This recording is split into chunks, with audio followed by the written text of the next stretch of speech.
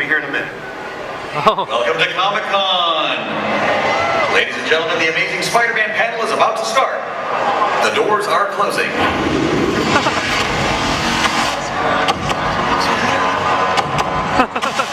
This is great.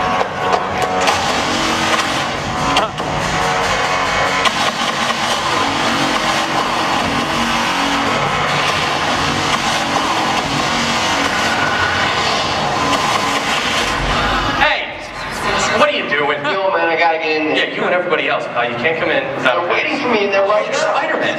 There's 10 more inside. I am Spider-Man. Let's go. That is a nice costume. Anyway, out.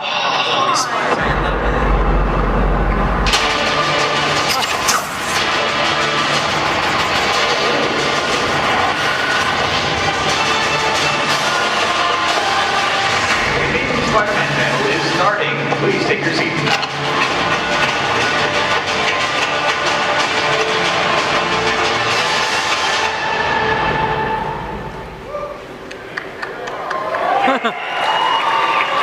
Where is he? Come from the roof.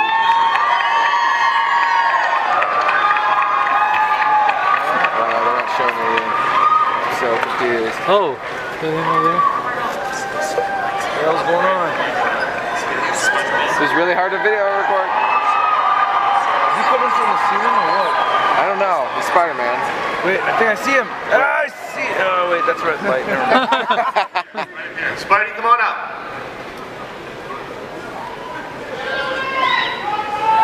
Better late than never. Ladies and gentlemen, the Amazing Spider-Man. Oh, there he is.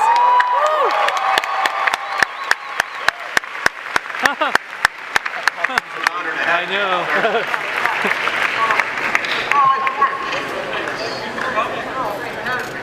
You're late.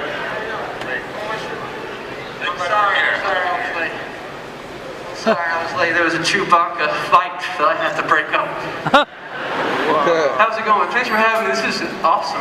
Spider-Man, thanks for coming all this way. Oh my God, thanks for having me. I love you. This is intense. Jesus. I love how it says Spider-Man. What am I doing here? Why did I say yes to this? This is silly. No, you're awesome. Thanks. Oh, come on. You're awesome. All right, anyway, we can do this all day. Spider-Man, how did you get here from New York? Did you fly commercial or? Well, that's a personal question and it might give away a part of my identity. But I come to Comic-Con every year because it's the only place where I feel normal. I feel like it's the only place I really fit in. No one really hassles me. I want to blend into the crowd. Well, that's great. We have one more cast member who wanted to be here today, but she couldn't make it. Emma Stone couldn't be here. She's busy right now. But she did. She's hot. She's and she did send along a little message for everyone as well. So can we roll that clip of Emma? Hi guys, I'm so sorry that I couldn't make it out to Comic-Con this year, but I am in France shooting a movie and I couldn't get to San Diego. But we are all really excited about this movie. I know you're probably looking forward to hearing all about it, so enjoy what you're about to see and have an amazing... Oh, what?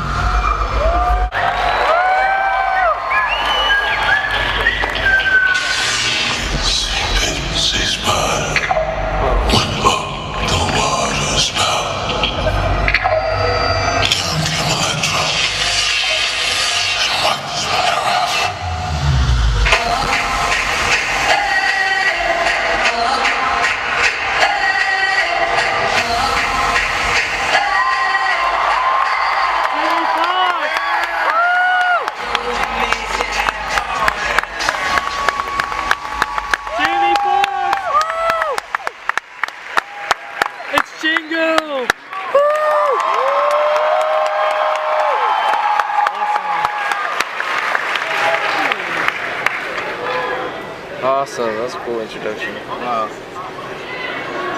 Welcome, Jamie. I love Django. I'm serious. I saw it. That's one of the movies I saw in the last 10 years. I love Django. I like the way you die, boy.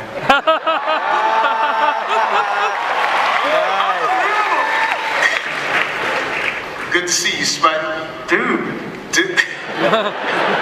Is this the real Spider? It's right here. It's flesh. Andrew I came to Garfield. New York just for this. I asked him to consult on the last movie. You know, we wanted to get some pointers on the suit. It was very accommodating for us. Spider-Man, you've got these amazing powers. You can do anything you want. You could be in movies. You could be a pro athlete. Why do you choose this life of helping people? It's a little starstruck, right? Remember that scene in Any Given Sunday where you guys kind of went at it, and I was like, oh, this guy's a young actor, but he's matching him, like he's matching Pacino. Oh, you would. Any given Sunday. My name is Whitney. Whitney Beeman. Creaming, and all my fans got them screaming. You can defeat me. You're dreaming. I love that movie. Sorry. Is this really the real Spider-Man? It's the real Spider-Man. What was your real Spider-Man? What was your question? I was just saying, we noticed in your entrance that you have these amazing abilities. Oh yeah, my running entrance, yeah. And stuff before was pretty impressive, the climbing walls and things like that. Oh yeah, I forgot about that part. That was pretty good. But you could do anything. You could be in movies. You could be a stuntman. You could be a professional athlete. You could make a lot of money doing what you can do, and yet you choose to help people for, as far as I can tell, no money. Why would you do that? It seems like a poor choice on your part. It seems stupid even to myself right now. I don't like. It's hard to explain. At the risk of sounding earnest, I just have this overdeveloped sense of responsibility, and I was given these powers, and I guess I feel like I gotta do something with them, and I don't like assholes. Am I allowed to say the A-word? Sure. They said I am. There's a lot of people that just said yes, so I'm the majority.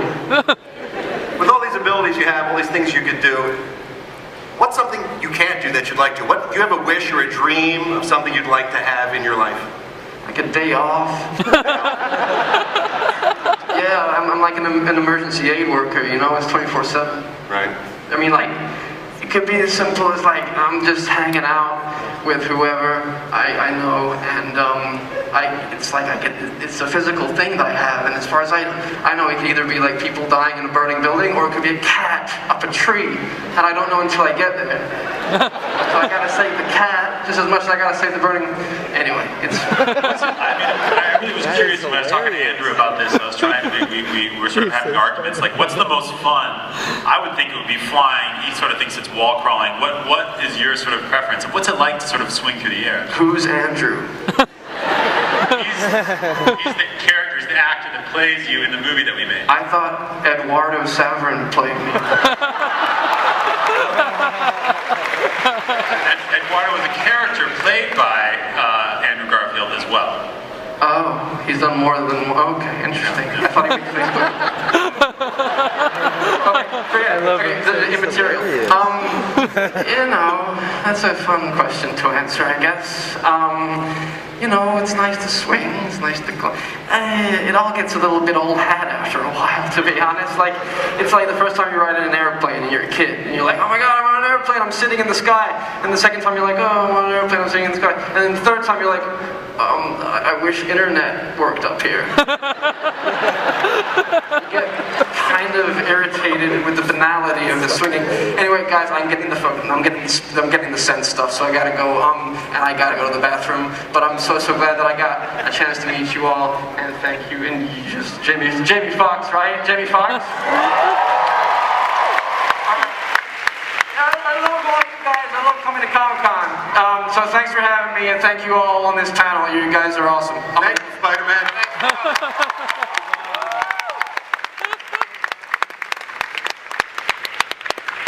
Spider-Man, everybody. Nice guy. Jamie, how fun is it to play a Spider-Man villain? Because Electro just looks like a kick-ass villain. It's extremely fun to play the villain. You don't have to color inside the lines, if you will.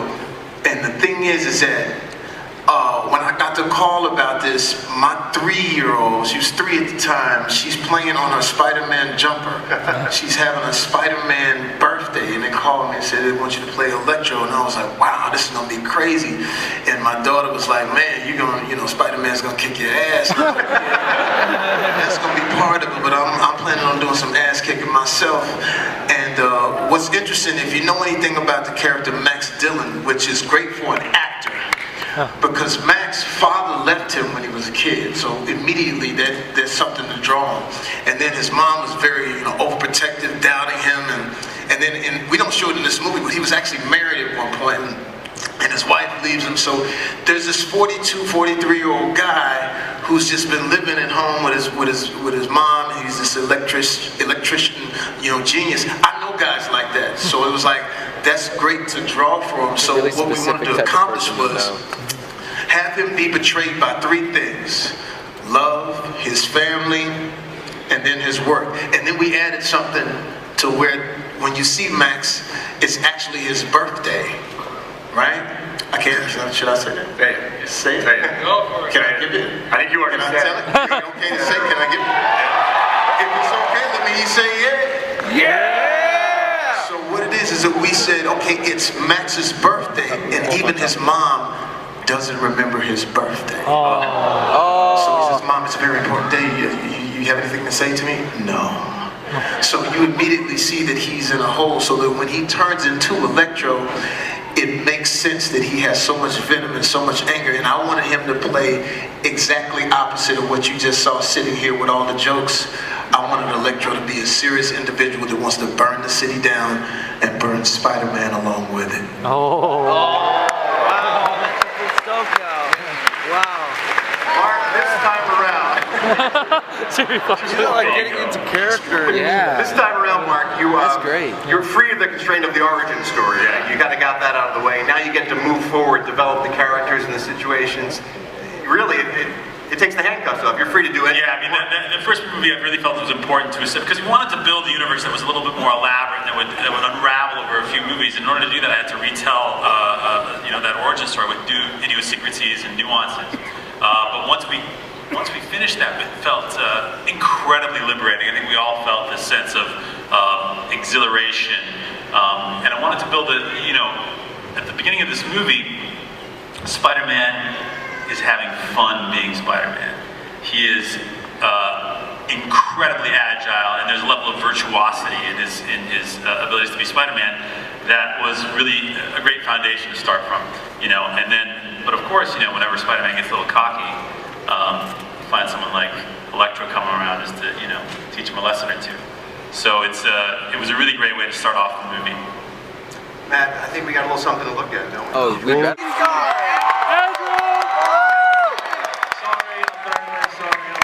I'm late.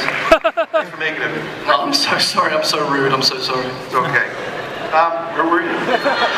Doesn't matter. Sorry.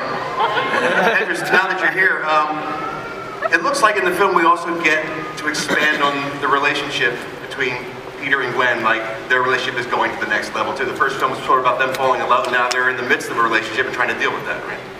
Yeah, I guess. Yeah, as time passes, you know, intimacy issues abound.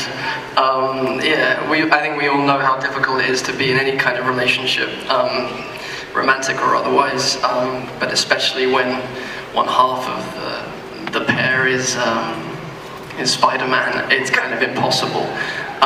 But you know, these two are they feel destined for each other, and I think, oh man, it's so nice to be back here. Hey guys, this is so awesome. Oh man, the fondest memories I have in this room from 2 years ago is just the greatest thing. So this is just awesome. Sorry. Hi, I love you too. Anyway, so yeah, it's, you know, it's complicated as everything in Peter Parker's life is.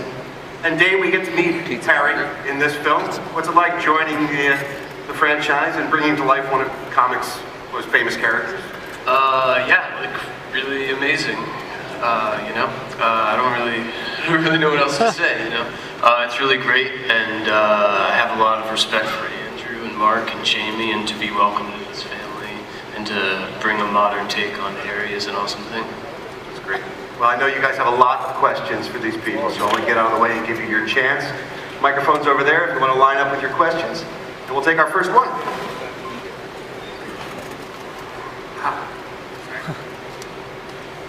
Go there. So Peter Parker's this really nerdy guy. He's not that attractive. Girls don't like him that much. And Tobey Maguire really nailed that because that's kind of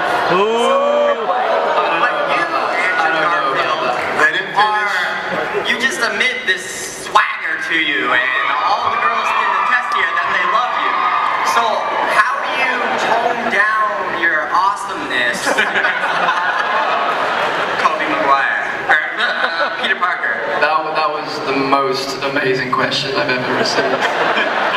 I'm so sorry to disagree with you, but you're mistaken on all counts. Tobey Maguire was a sex machine in my eyes.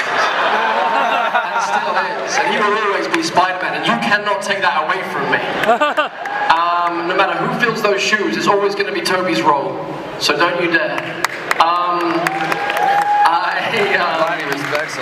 I don't know what to say. I'll meet you at the back after, I guess.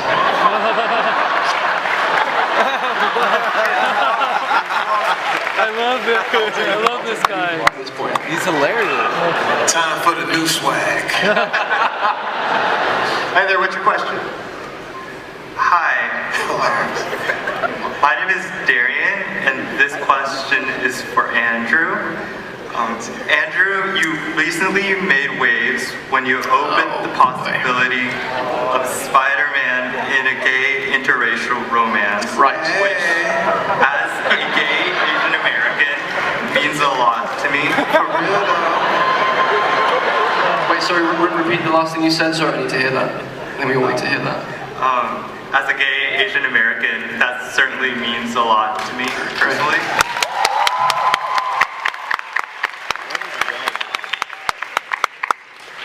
As a famous celebrity, is it hard to openly declare your stance on controversial social issues, and do you plan on using your fame to promote other social causes? Wow, thank you for a great question.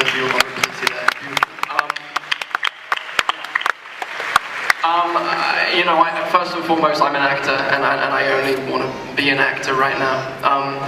So here's the thing. Spider-Man stands for everybody: black, white, Asian, gay, straight, lesbian, bisexual, transsexual. I think it would be illogical, and it just wouldn't make sense if in the third movie suddenly I was with a black guy. You know, we haven't really established that early on.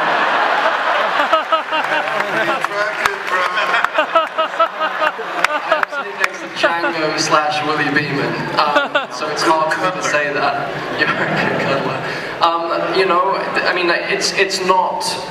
To me, it's not a social issue. To me, love between two consenting adults is love, and no one outside of that couple has any right to judge. So, to me, the idea to anyone would batter an eyelid at what I said is interesting, and it's a philosophical question that I think is worth asking. And part of the beauty of Spider-Man is that he's covered head to toe. You don't see any skin color. You don't identify him with any sexual orientation. He is a hero. Gay, straight, lesbian, black, white, he's a hero. Yeah. And that's what's important. And he stands for the underdog, and he stands for those who need protecting. And yeah, I love your question, and I don't know, thank you, yeah. Awesome. Thinking of anyone to be under the costume. There we go. I'm Liv Nicholas Shorter from Paris, California. Anyways, I've always been a fan of Spider-Man since I was a little kid. Some people are born with great power, some should give greatness, and some have dusted upon them. I feel Spider-Man fits the last one. I want to know from you, Andrew Garfield. Wow, I'm sorry, I'm nervous. I'm nervous too. I'm with you, brother. How do you connect? Peter Parker and Spider-Man to you personally? Like, how do you connect with them? Thank you for your question, and thank you for admitting that you're nervous, because I think we're all pretty nervous up here as well. Something I discovered in this film is he's become two people. Oh, Superman's here? That's rad. You look dope. Okay, so, no, and Spider-Man being the older brother, Peter Parker being the younger brother. I can identify with Peter Parker because I'm a younger brother, and I always felt kind of in the shadow of my older brother in a way. So, and I think that Peter feels in the shadow of Spider-Man. But I kind of access my older brother and I access me. Obviously I'm much easier to access because I'm a mess and I'm very vulnerable and I'm oversensitive and I'm stupid and I make mistakes and I fail all the time. My older brother is perfect and it irritates the hell out of me. I wouldn't say he was superhuman. He can't climb walls and swing through New York City, but he can save lives. He's a doctor, so I'm screwed. Like I'm screwed from the get-go. Like how am I going to top that? You know what I'm saying? So that's just I don't want to take too much time. That's my beginning access. Thanks for your question. Thank you. Sweet Sue. Oh my God. Thank you. That was me Here a few years ago, and I told Emma Stone I was digging the bangs. I just want to point that out. And now on to my question. So, hold on, break for it. Holy crap. Okay, got Come on, you're super very confident, man.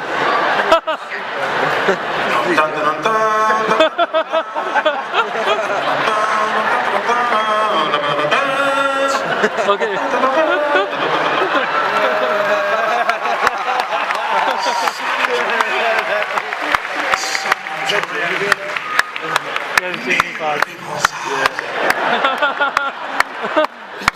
Okay, I love all of you. My question is for Andrew Garfield. Okay. I'm an actor, I'm in high school. I am having so much trouble balancing both lives. I want to know how you handled that. It's, I don't know, I failed chemistry. Oh. Shame on you. How could you disappoint your father like this? Screw chemistry. You want to be an actor? Why are you caring about chemistry?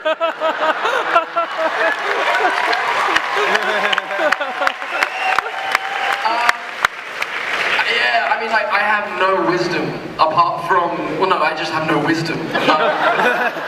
Life is well tough. High school is probably the worst part of it. You'll get through it. You'll just get through. You just keep putting one foot in front of the other, one day at a time. Focus on what you're passionate about. Oh, now I'm trying to get a bit deep. Find something passionate. If you're passionate about acting, if you're passionate about storytelling, just chuck yourself into it and screw chemistry, man. It's chemistry. You know what? I'm a chemist. Hey, what's the basis of the friendship between you and Peter, Harry and Peter, as we get into the second film?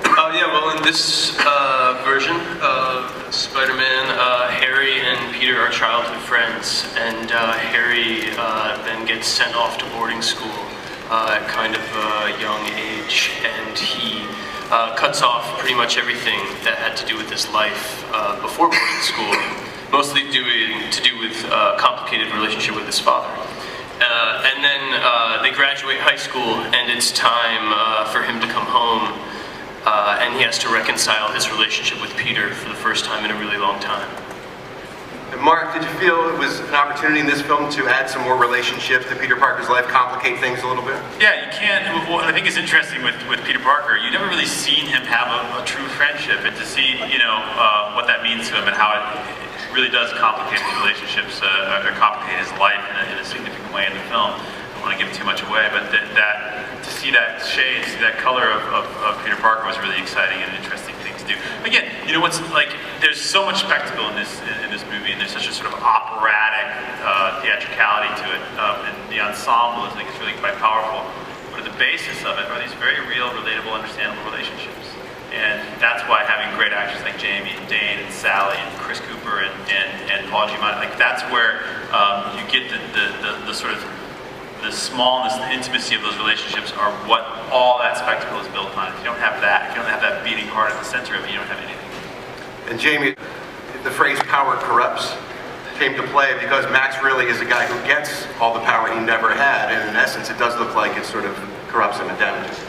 Yeah, and he's hurt too, because at a certain point when you see him lick when I lick his hand, he fixes my comb over, which is, I think, the first black man in to ever have a comb over.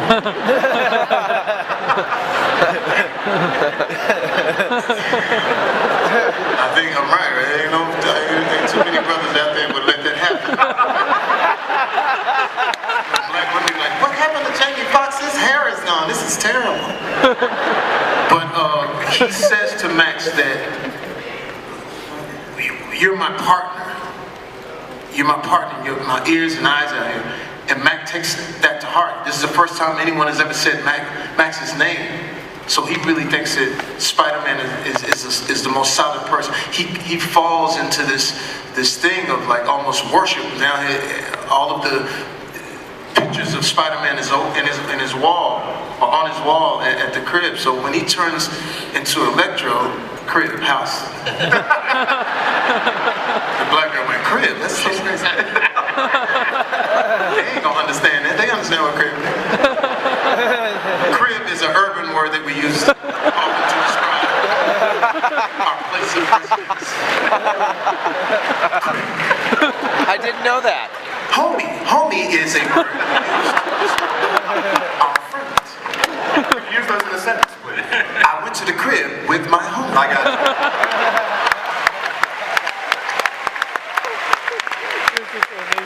Hi there, what's your question?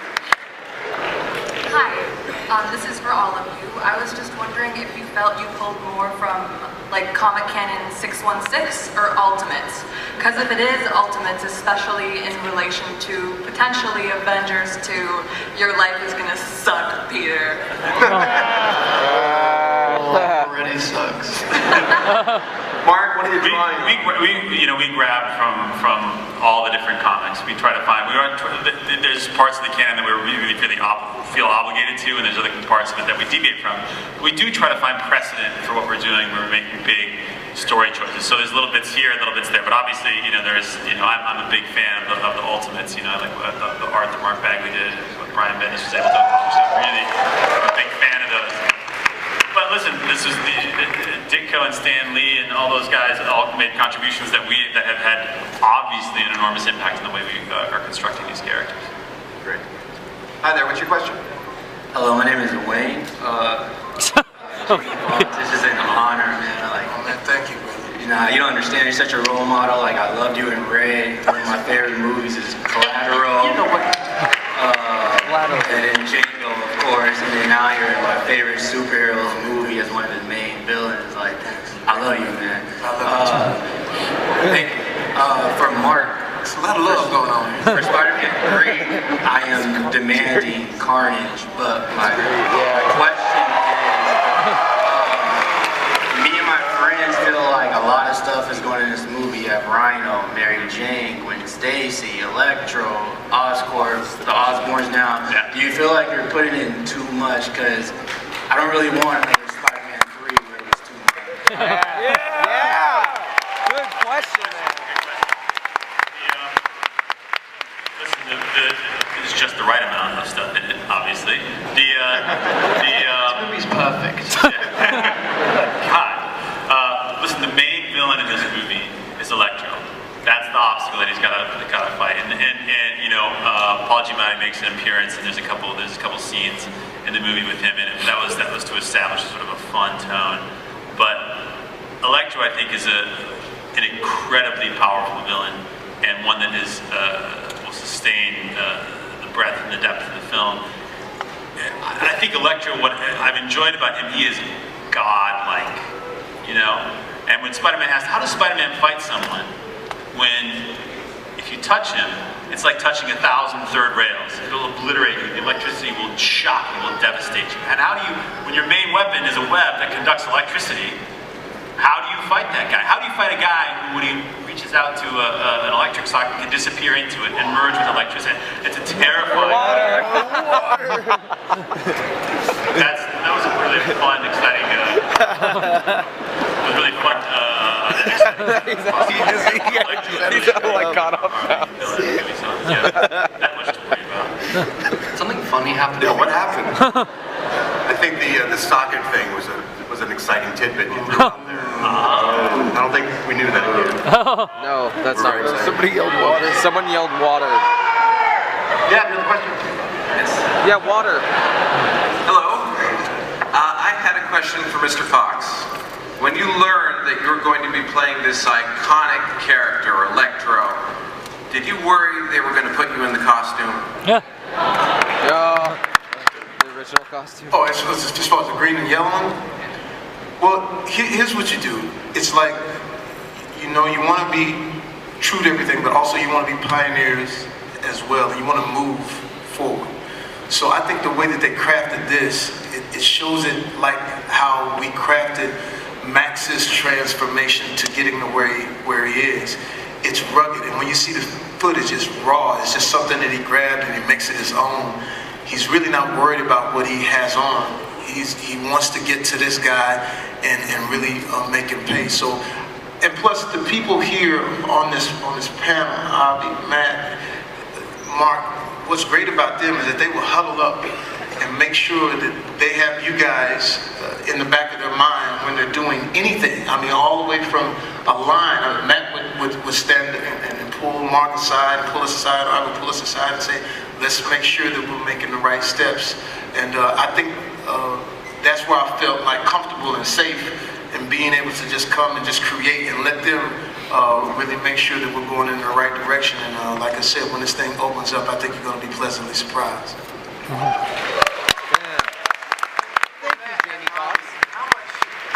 Do you listen to that when the fans react, when they have opinions? How much do you factor that into the work that you do?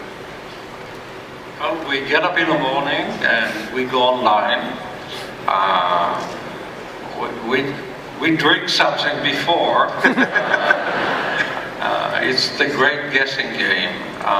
We've been listening to the fans forever, and we know it's coming from the right place. It's coming from the heart, from loyalty, from love to the characters. And we are part of the same community. So we do listen, and actually, you know, before when we started, Spider-Man was here. I mean, we totally took his eyes right from the way he does it and put it on your suit. So we were trying to kind of combine this, but loyalty to the character is loyalty to the fans, and it's always top of mind. And one more thing, as important to us as all you fans is what Stan Lee feels about it. And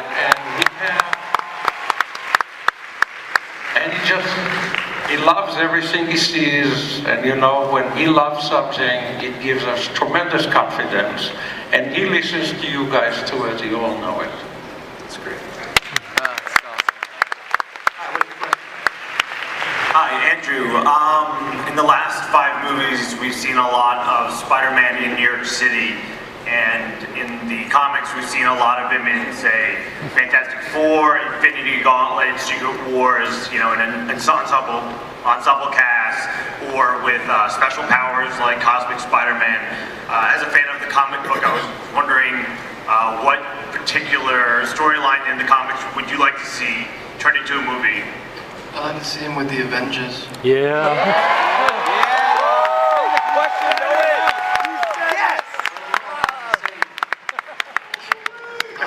Good thing you did do that. Yeah, right? Wouldn't that be awesome? Just saying. We have time for one more question. Wow. Oh, hi, what's your great. question? Hi, my question is for Mark and Andrew. Can you tell us stories about the first time you met with Stan Lee?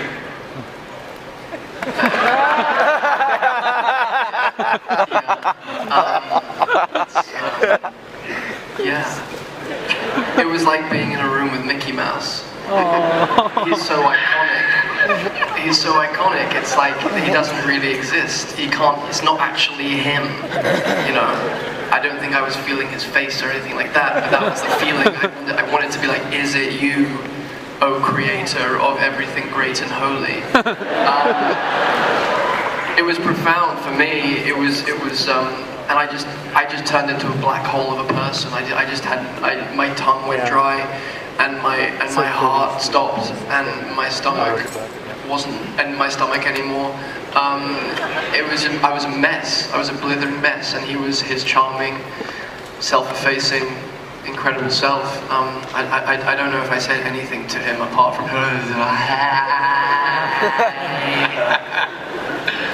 What about you? Ditto.